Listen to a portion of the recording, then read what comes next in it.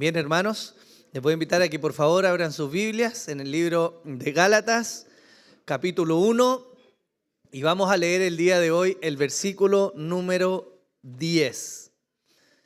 Dice así la palabra del Señor: porque busco ahora el favor de los hombres o el de Dios, o me esfuerzo por agradar a los hombres.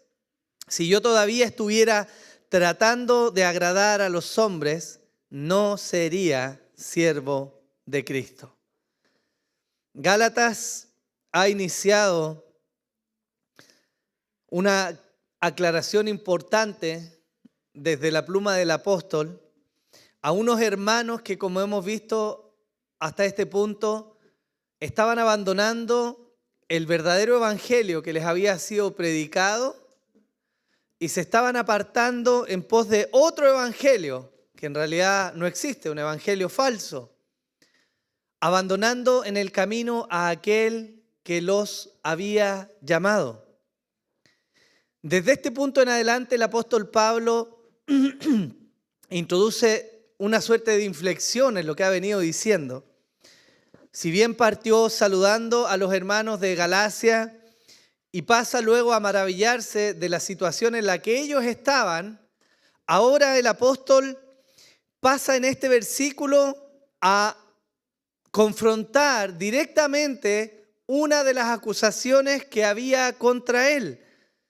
Y desde aquí en adelante, por un par de enseñanzas más, vamos a ver cómo el apóstol va a defender el evangelio que recibió y su apostolado.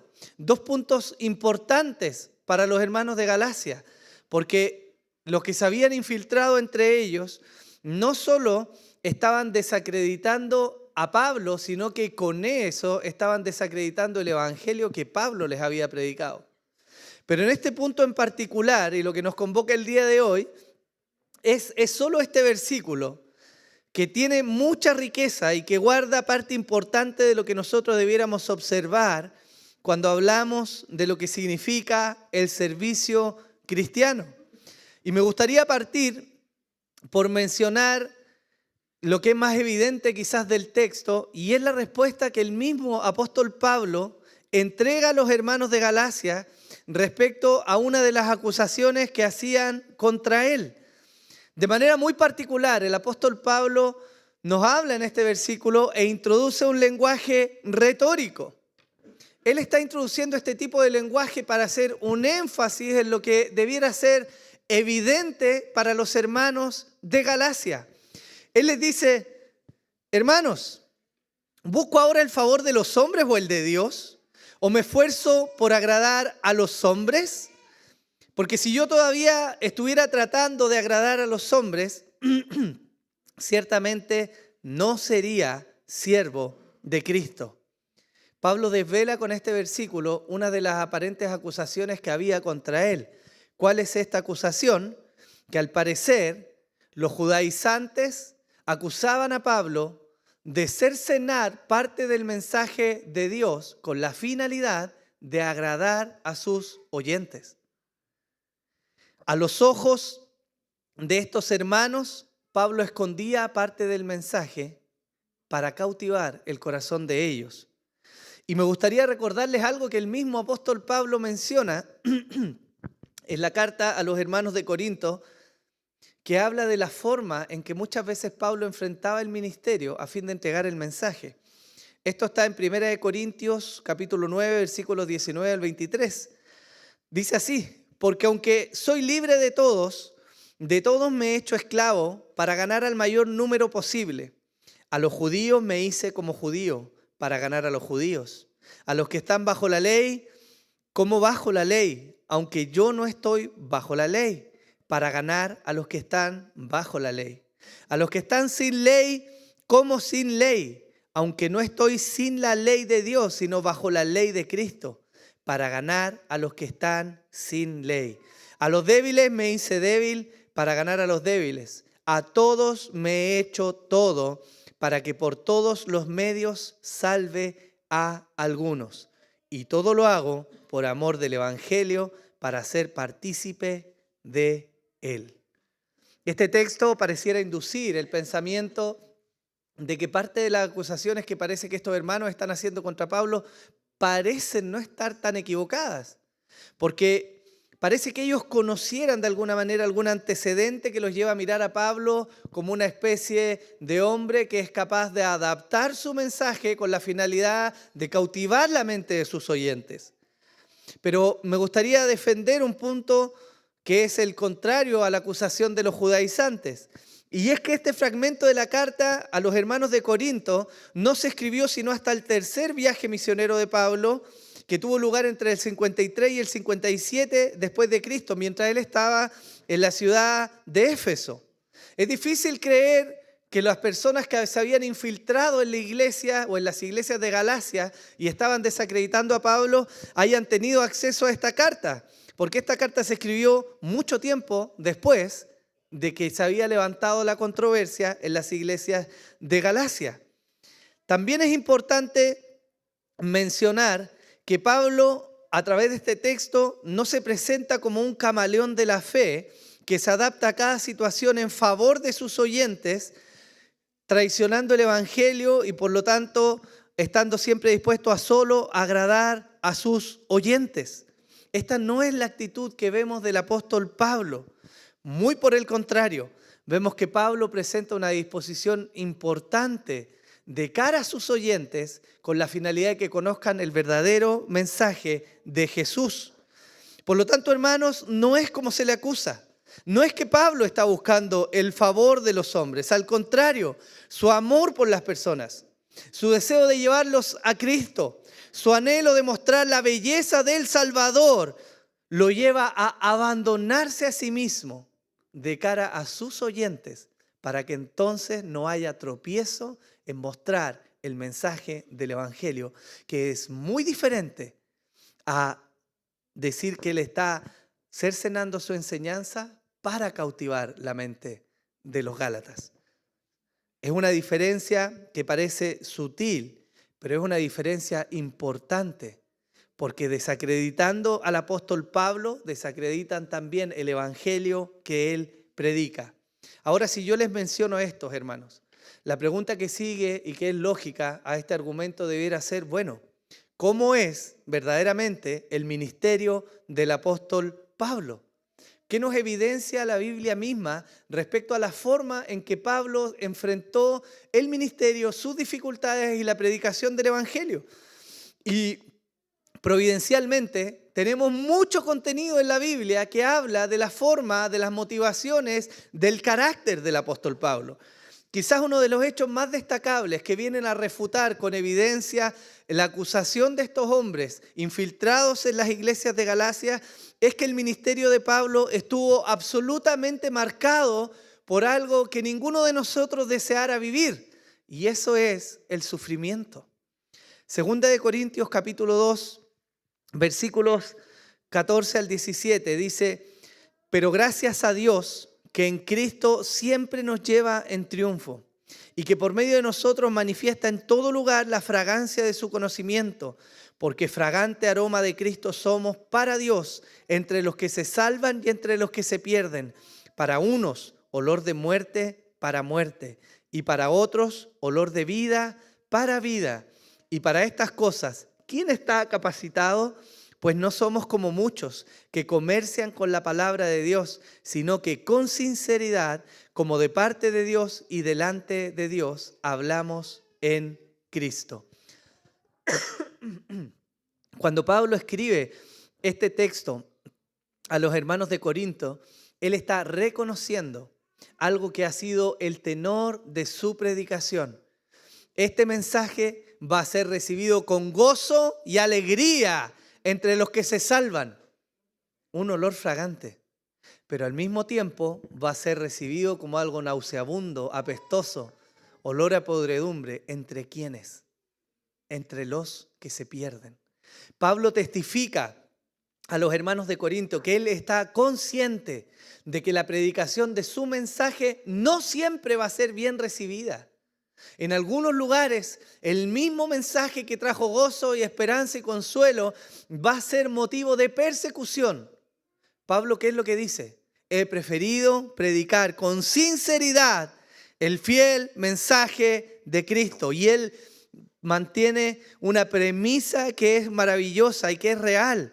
Como de parte de Dios y delante de Dios hablamos. Él se sabía en todo momento guiado y observado por Dios. Por lo tanto, no era capaz de poner en juego el mensaje que le había sido entregado.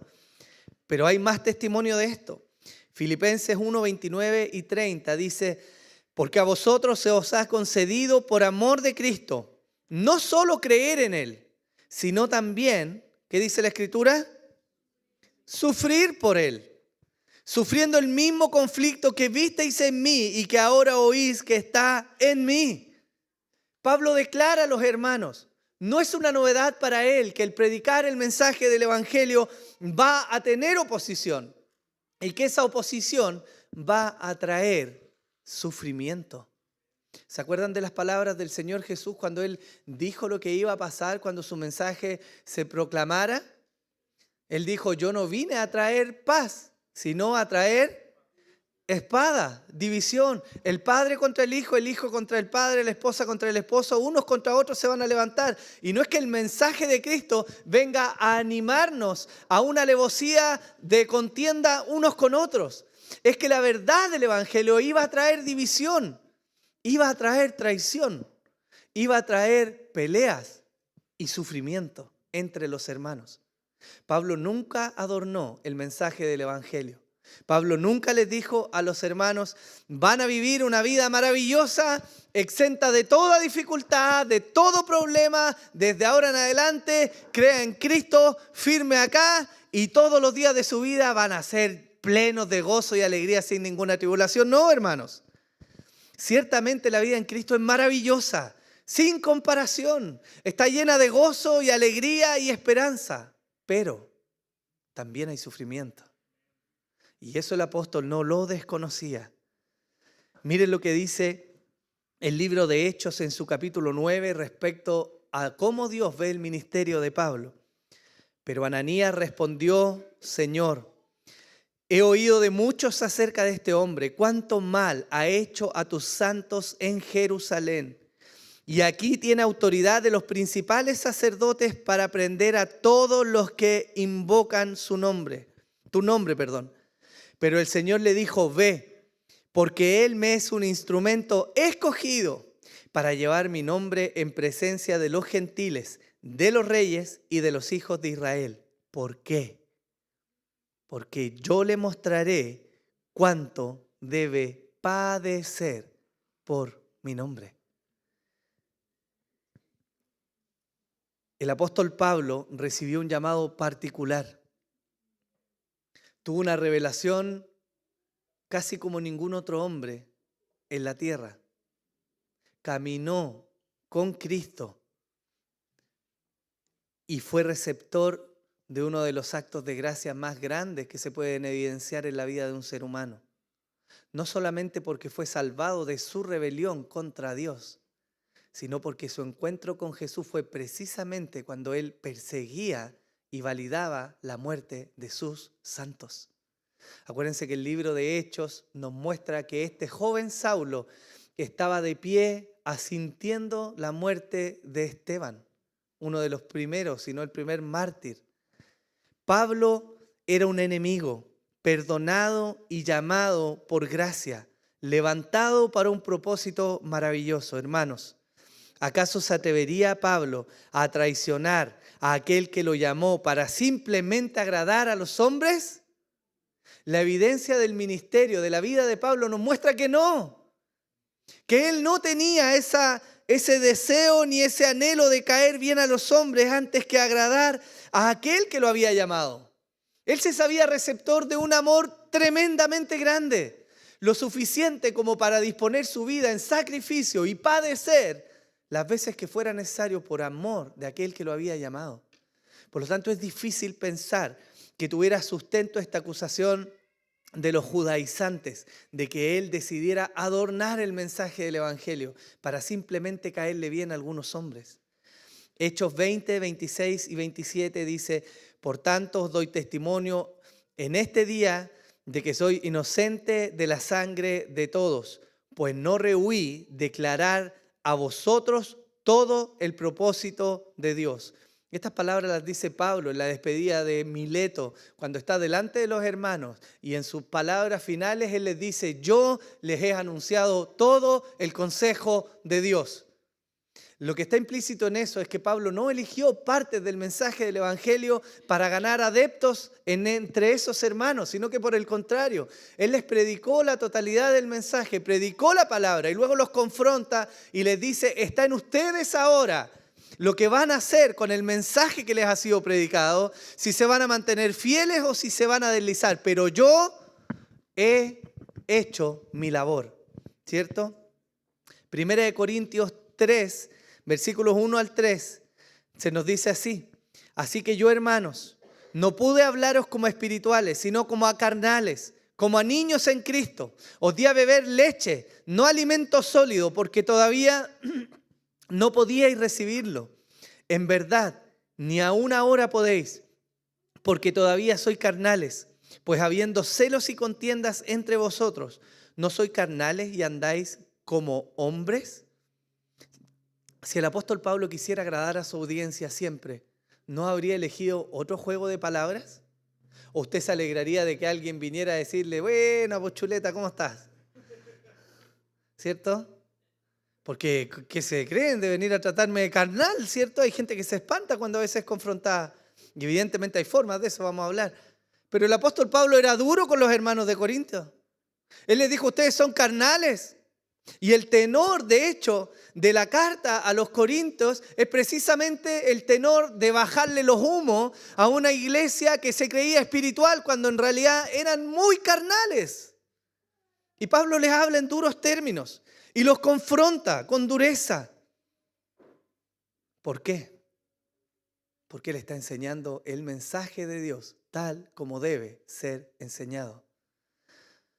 Gálatas 3:1, 1 Corintios 5:2 nos dan evidencia de formas en que Pablo fue fiel al mensaje, no buscando agradar a los hombres. Y lo vamos a ver más adelante. Pero Pablo tiene un encuentro muy particular con el apóstol Pedro y lo confronta públicamente delante de toda la iglesia por la hipocresía que él estaba viviendo. Si Pablo quisiera agradar a las personas, ¿no es lógico que hubiera evitado llegar a esos momentos de confrontación? ¿No hubiera buscado acaso una forma de adornar el mensaje, de no caer ese punto en el que su misión, aquella por la cual invertía su vida, su tiempo y sus recursos y arriesgaba el pellejo, tuviera una mayor cantidad de fruto? Pero el apóstol se mantiene fiel a la verdad del Evangelio y él predica lo que debe predicar. Mirando esto así, ¿cuál es el foco entonces del ministerio de Pablo? 1 Corintios 9:23 nos lo dice: y todo lo hago por amor del Evangelio, para ser partícipe de él. Si hay algo distintivo, hermanos, en el ministerio de Pablo es su gran amor por Cristo. Desde el momento en que este hombre pecador recibe la visión y conoce al Señor y se cae el velo delante de sus ojos y se convierte, él comienza a mostrar un amor cada vez más creciente por Jesús, su Señor. Él está embelesado por la belleza de Cristo, está apasionado por la divinidad de Él, está lleno de gozo por la esperanza ciertísima del Evangelio, de que hay una vida maravillosa que le espera más adelante. Él ama a Cristo tanto como para entregar su vida completa de manera fiel para servirle a Él. Filipenses 3, versículos 7 al 8 nos dice: pero todo lo que era para mí ganancia lo he estimado como pérdida por amor de Cristo. Y aún más, yo estimo como pérdida todas las cosas en vista del incomparable valor de conocer a Cristo Jesús, mi Señor, por quien lo he perdido todo y lo considero como basura. ¿A fin de qué? A fin de ganar a Cristo. Su estatus, su reputación, su riqueza, su fama, todo lo que había acumulado en su vida anterior, siendo celoso de las tradiciones judías, todo era motivo de desecho ahora que había conocido a Cristo. Nada se comparaba con el valor de llegar a conocer a Jesús, su Señor. Esa es la evidencia que da. Ese es el foco del ministerio de Pablo. Llegar a ser semejante a Jesús. Llegar a ver a su Señor, su amado Salvador, aquel que lo había rescatado. Segunda de Corintios 11, desde el 23 al 31 se nos relata así. ¿Son servidores de Cristo? Hablo como si hubiera perdido el juicio. Yo más. En muchos más trabajos, en muchas más cárceles, en azotes un sinnúmero de veces, a menudo en peligros de muerte. 5 veces he recibido de los judíos 39 azotes. 3 veces he sido golpeado con varas. 1 vez fui apedreado. 3 veces naufragué. Y he pasado una noche y un día en lo profundo, con frecuencia en viajes, en peligros de ríos, peligros de salteadores, peligros de mis compatriotas, peligros de los gentiles, peligros en la ciudad, peligros en el desierto, peligros en el mar, peligros entre falsos hermanos, en trabajos y fatigas, en muchas noches de desvelo, en hambre y sed, a menudo sin comida, en frío y desnudez. Además de tales cosas externas, está sobre mí la presión cotidiana de la preocupación por todas las iglesias. ¿Quién es débil sin que yo sea débil? ¿A quién se le hace pecar sin que yo no me preocupe intensamente? Si tengo que gloriarme, me gloriaré en cuanto a mi debilidad. El Dios y Padre del Señor Jesús, el cual es bendito para siempre, sabe que no miento. El currículum del apóstol Pablo era tremendo. Él sí era un hombre experimentado, por lo menos en sufrimientos, en batallas, en luchas, en agonía, en necesidad. Es difícil que este apóstol, con todas esas credenciales, estuviera adornando el mensaje del Evangelio simplemente para tratar de agradar a algunos hombres. Ahora, hermanos, ¿por qué es importante mirar estos aspectos de la vida del apóstol? Es importante prestar atención a sus credenciales y su sufrimiento y todo lo que él experimentaba, porque nos hace ver con mayor claridad la motivación de su corazón y nos pone en contexto para lo que él dice al final del versículo 10 de Gálatas capítulo 1. Después de que él hace esas preguntas retóricas, él dice, si yo todavía estuviera tratando de agradar a los hombres, no sería siervo de Cristo. Esta breve respuesta concluye con una declaración contundente que buscaba traer a los Gálatas a una reflexión más profunda respecto a lo que habían sido engañados. Recuerden esto, Pablo va a las iglesias de Galacia, les predica el Evangelio, hay conversión entre los hermanos, Pablo sigue su ministerio y le llega a oídos de que otros hermanos o falsos hermanos estaban entre ellos desacreditando al apóstol y desacreditando el mensaje que él había predicado. La respuesta de él no es a los detractores, es a los Gálatas, para que ellos consideren de verdad lo que él les había enseñado y vieran en el cumplimiento de su ministerio las marcas de un verdadero siervo de Cristo. ¿Cuál es el sello de este servicio? El verdadero siervo de Cristo no busca agradar a los hombres. Él tiene un Señor que está sobre los hombres. Por lo tanto, no es el foco de este ministerio fijarse en hacer feliz a la audiencia. La fidelidad, hermanos, es un distintivo de todo aquel que osa llamarse siervo de Cristo. Es una marca distintiva.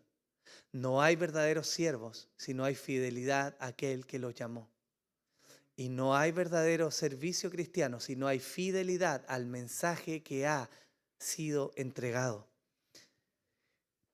Hermanos, esto significa que entonces el apóstol Pablo nos llama a menospreciar a los hombres.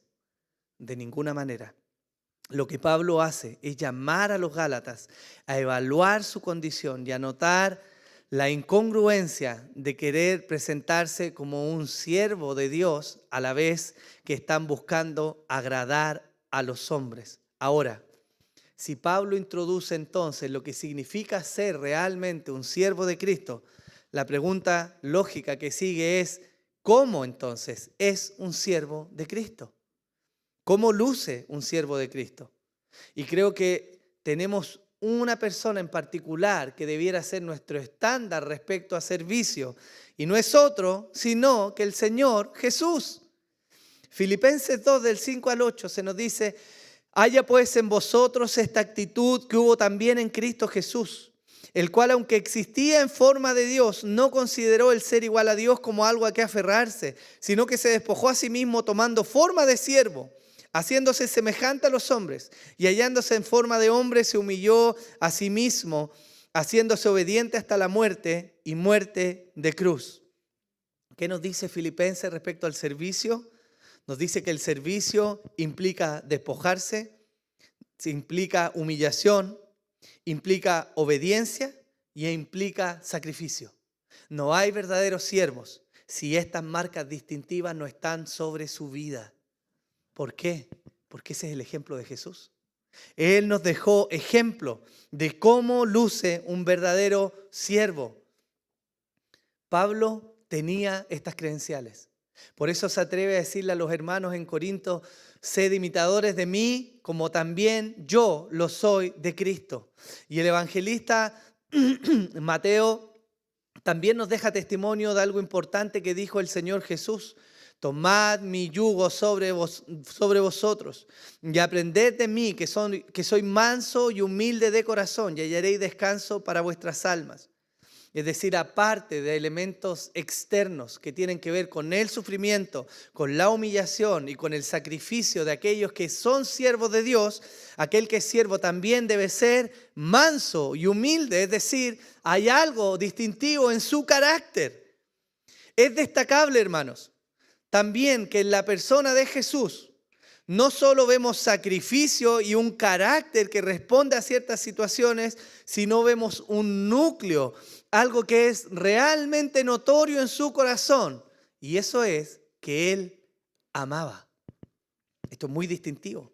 Si pensamos en distintas instancias del ministerio terrenal de Jesús, tenemos, por ejemplo, momentos como la sanidad de los 10 leprosos, la alimentación de las multitudes, el perdón hacia la mujer hallada en adulterio, el lamento por la muerte de su amigo Lázaro, el lavado de los pies de sus discípulos, la ida de vuelta a buscar al apóstol Pedro después de que lo había negado. Todos estos actos del ministerio de Jesús y tantos otros que no están acá en lo que yo he escrito, están bañados por el amor de Jesús. Él no solo estuvo dispuesto al sacrificio. De hecho, el apóstol Pablo, cuando reprocha la aparente espiritualidad de los hermanos en Corintios, nos da todo ese capítulo que algunos han titulado el capítulo del amor, donde Pablo viene a confrontar a los hermanos y le dice: no basta que tengan dones, que tengan capacidades, que sirvan, que hagan esto y aún que den sus propios cuerpos en sacrificio, porque si no hay amor, entonces no hay un verdadero servicio. Jesús no solamente cumplió en lo externo, no solamente se entregó, no solamente aguantó a la gente, no solo toleró, no solo tuvo un carácter templado, sino que sobre todo eso, el siervo más grande que podemos mirar, amó. Y eso nos deja un estándar diferente para aquellos que ostentamos o que deseamos servir a Dios. La misma Biblia da testimonio de esto. En 1 Juan capítulo 4, versículo 7 se nos dice: amados, amémonos unos a otros, porque el amor es de Dios, y todo el que ama es nacido de Dios y conoce a Dios. De manera más común, quizás todos conocemos lo que dice Juan 3:16, porque de tal manera amó Dios al mundo que dio a su Hijo unigénito para que todo aquel que cree en Él no se pierda, mas tenga vida eterna. Entonces hay distintivos del siervo por excelencia. Los distintivos que lleva en su cuerpo, su humillación, su sacrificio, su negación a sí mismo. Hay distintivos en su carácter que tienen que ver con la forma en que él se manejaba con los hombres: manso, humilde, templado, paciente. Pero sobre eso se halla el núcleo, el corazón de todo ese servicio y de toda esa obra, que es, ¿qué es? El amor. Es el amor. Hermanos, esto nos lleva a pensar en nosotros el día de hoy.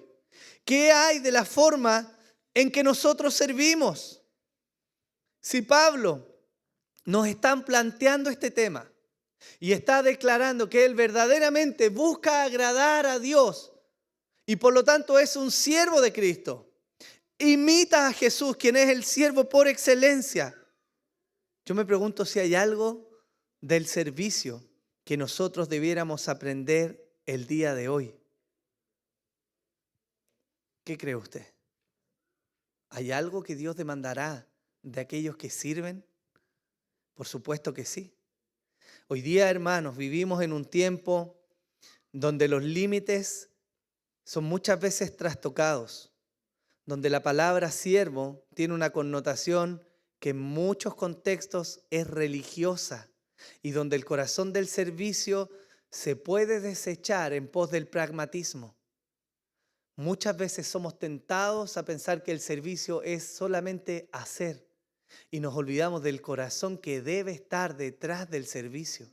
Y lo que nos enseña Pablo con esto es que la fidelidad del siervo no se muestra en simplemente las cosas realizadas, sino en el corazón y en la motivación que hay detrás de aquel que sirve. ¿Cuál es el foco correcto del servicio cristiano? Lo primero que debemos mirar es que como aspectos prácticos debemos cuidar el propósito de la iglesia y en particular el propósito del culto público.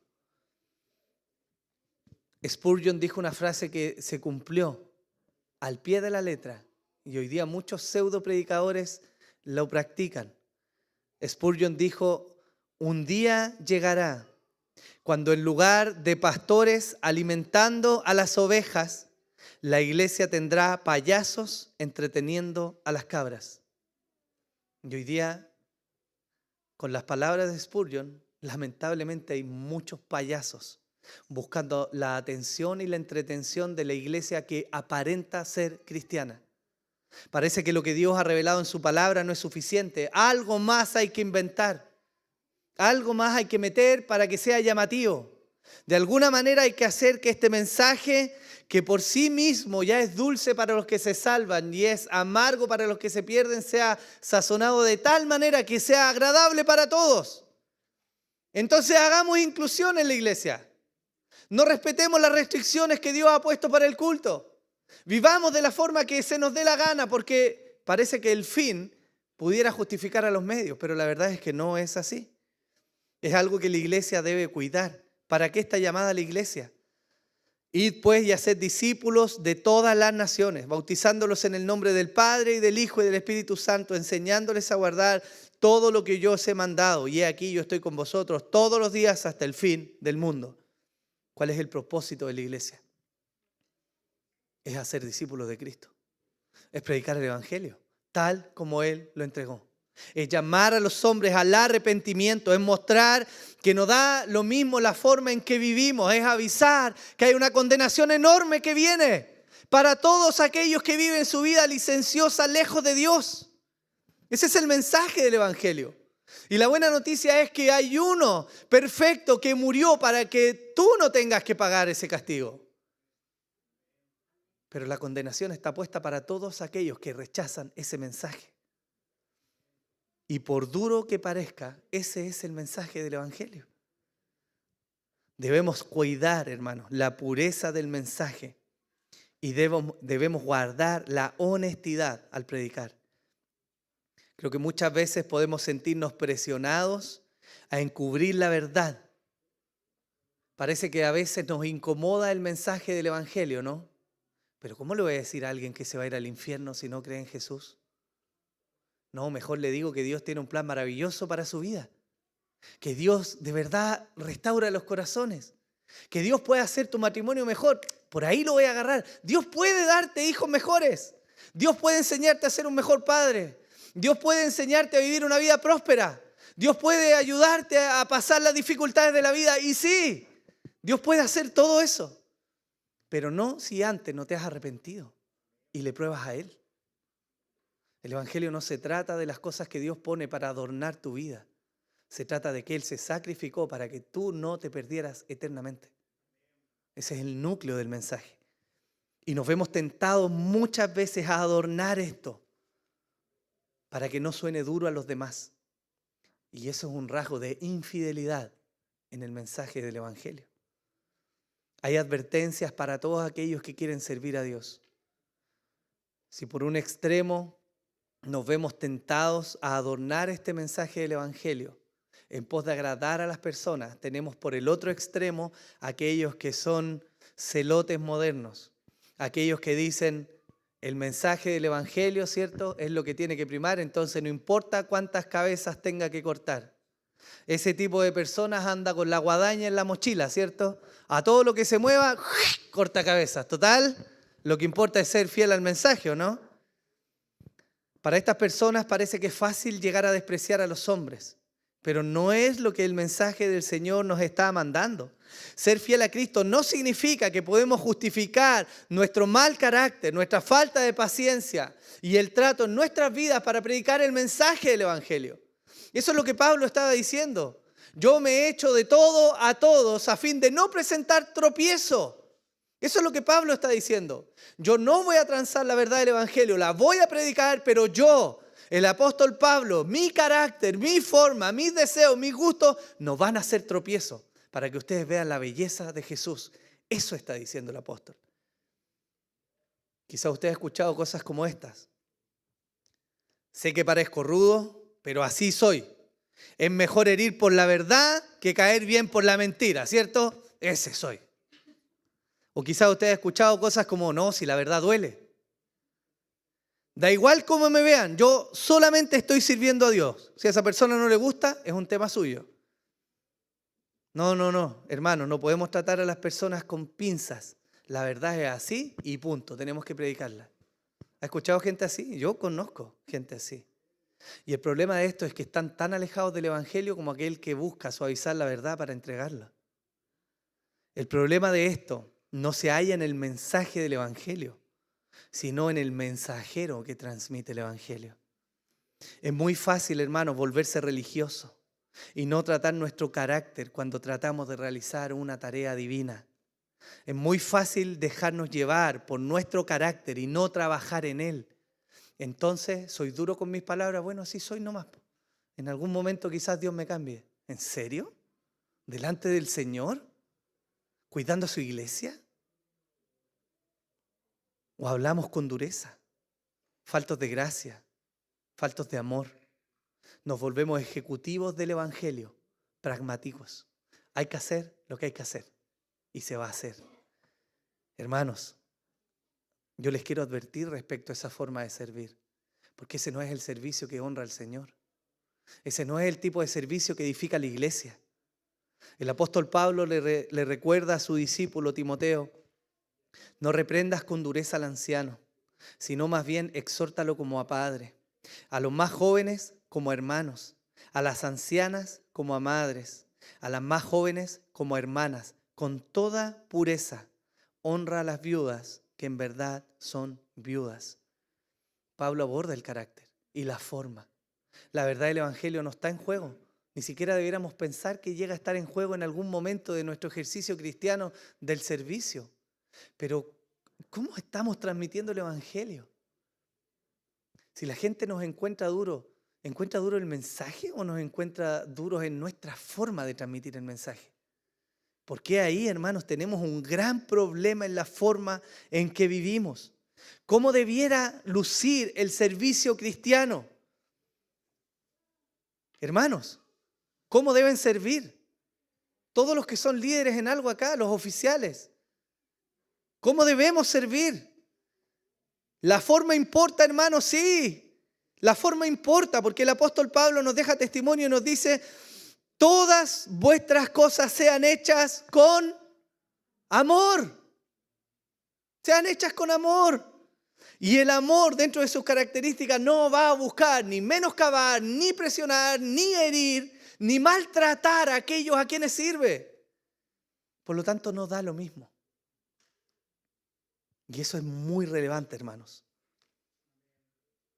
¿Qué hay en tu corazón cuando estás sirviendo? ¿Cómo te presentas delante de tus hermanos? Colosenses 4 dice, andad sabiamente para con los de afuera, aprovechando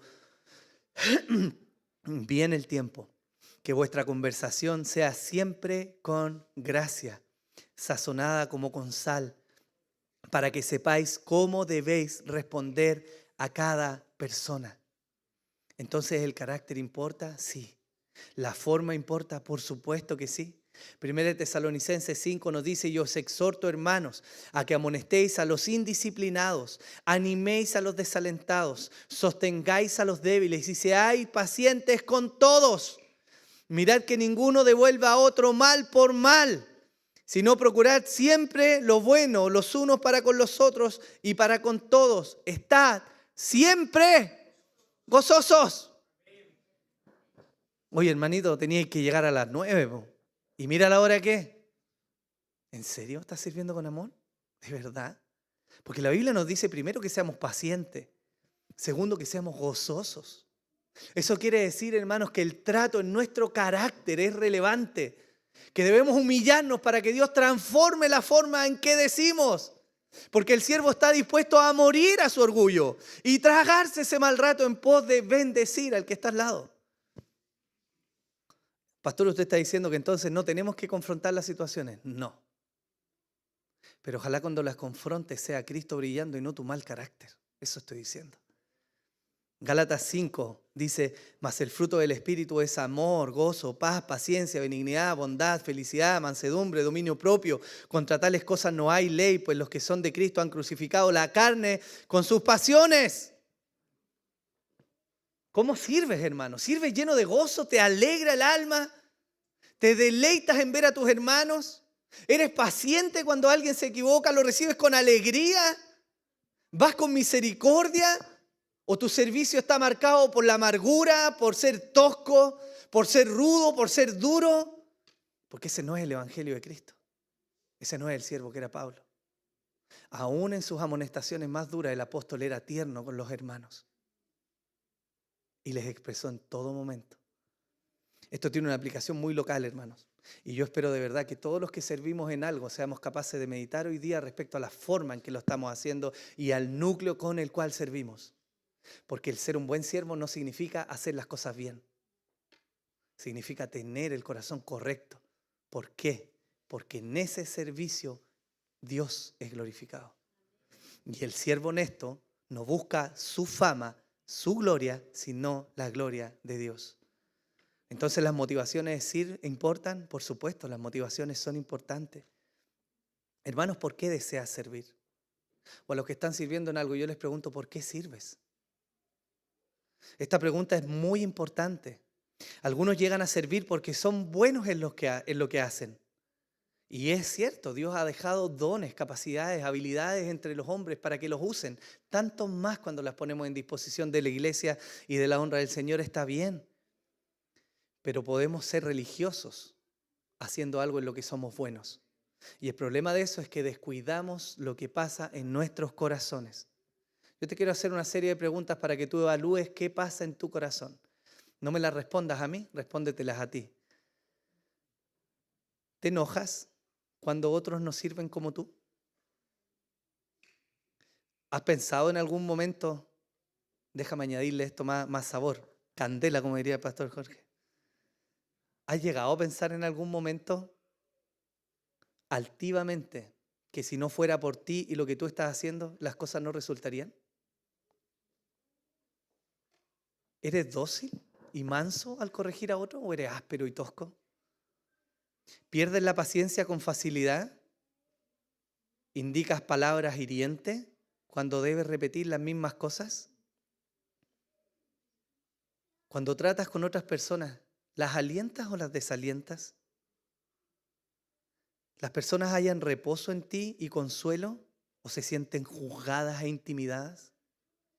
Porque la respuesta a estas preguntas, hermano, nos habla claramente del tenor de lo que hay en nuestro corazón. Y aunque los hombres no sean capaces de ver todo, hay alguien que ve todas las cosas y examina nuestro corazón hasta lo más profundo de él. Pablo dijo, después de que dio todo su discurso, Pablo dijo, porque sé que estoy delante de Dios. Él se sabía así. Y el servicio cristiano verdadero, hermanos, tiene el tenor de no solo manifestarse en lo externo, sino tener un profundo anhelo y deseo. Yo te pregunto, ¿tú amas a la iglesia que el Señor ama? Porque esa iglesia que el Señor ama, que somos nosotros, tiene varios distintivos. En el lado positivo trata de ser fiel, se trata de esforzar, trata de tener comunión. Pero en la práctica todos nosotros fallamos, somos infieles, somos necios, somos perezosos, somos negligentes en muchas ocasiones. Pero Él ama esa iglesia. Entonces cuando tú te levantas a servir, ¿eres consciente de que Él ama a esa iglesia, a ese hermano? Porque muchas veces es más fácil tirar la piedra y reprender y reprochar a darse el trabajo de ir al lado y decir, hermano, ¿qué te pasó? ¿Necesitas ayuda? Dime, ¿en qué te puedo ayudar? ¿Quieres que ore por ti? ¿Estás pasando algún momento difícil? Mira, te quiero enseñar en la Escritura. Sentémonos. El pragmatismo, hermanos, es uno de los peligros más grandes que hay para servir. ¿Sabes por qué? Porque el pragmatismo te va a llevar a que tu corazón se reciba raíces de amargura. Un mal siervo es un siervo que guarda amargura en su corazón. Un siervo que sirve rezongando, reclamando, quejándose del servicio y de su iglesia. Pablo no era así. Pablo era un hermano que servía con gozo.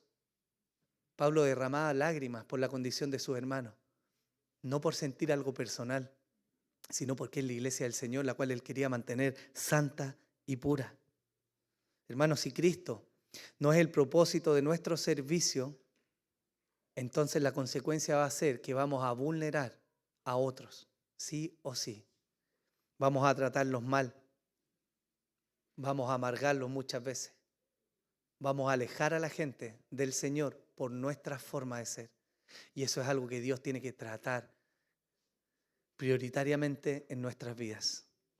Hermanos, el texto de Gálatas debe servir para confrontar la tentación de todo aquel que desea servir, de buscar la aprobación humana y de al mismo tiempo caer en un pragmatismo religioso.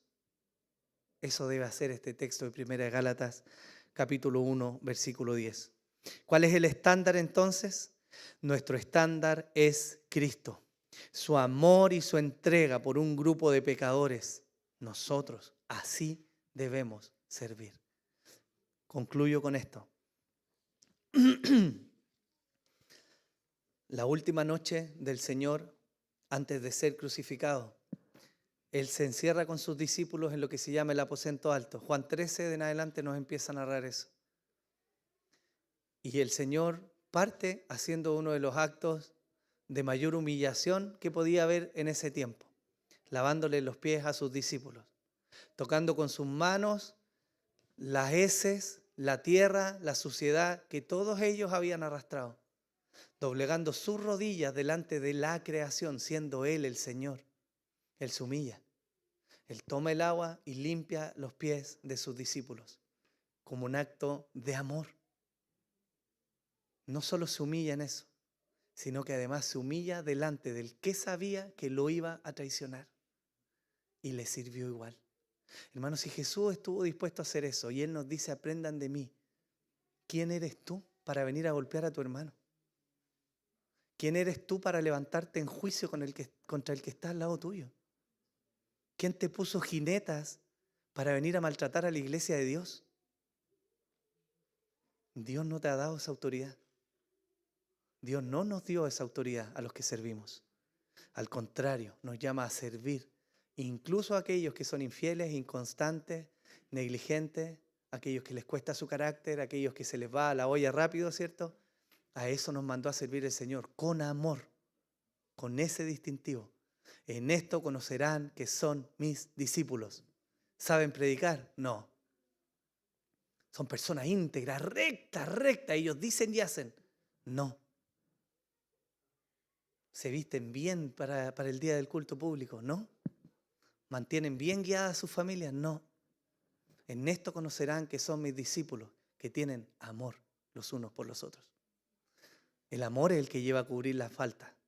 El amor es el que te hace morir por otro, que te hace pasar por alto la ofensa, que te hace humillarte y someterte. Y lo contrario de esto, hermano, no tiene solo una consecuencia pragmática en la forma en que vivimos, en que alguien se enoje o se sienta. Lo más terrible de esto es que tu corazón va a comenzar a endurecerse. Y en vez de disfrutar aquello a lo cual Dios te mandó a hacer, vas a terminar haciéndolo amargado. Y una de las cosas maravillosas es que estamos puestos para disfrutar a Dios. ¿Cuál es el fin último del hombre? Disfrutar a Dios y glorificarle para siempre, ¿no? Para eso estamos llamados. Póngase en pie, hermano. Vamos a orar antes de cantar al Señor.